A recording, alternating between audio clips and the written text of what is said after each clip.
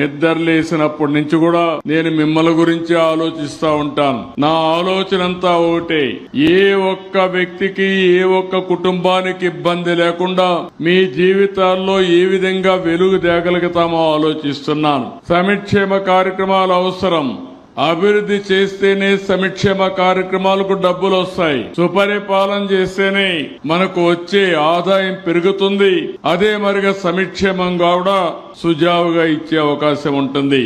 నేను అందుకే మొదలు తారీఖున ప్రతి నెల పేదల సేవలో కార్యక్రమం పెట్టాను. నేను కూడా బటన్ నొక్కచ్చు, ఇంట్లో కూర్చోవచ్చు, పరదాలు కట్టుకొని రావచ్చు. కానీ నేను ఒకటే ఆలోచించాను, ప్రజా సేవలో ప్రజా మనిషిగా ఉండాలనే ఉద్దేశంతో మీ ముందుకు వస్తున్నా, మీ ఇంటికి వస్తున్నా, మీ ఇంట్లోనే మీకు పింఛన్లు ఇస్తున్నా.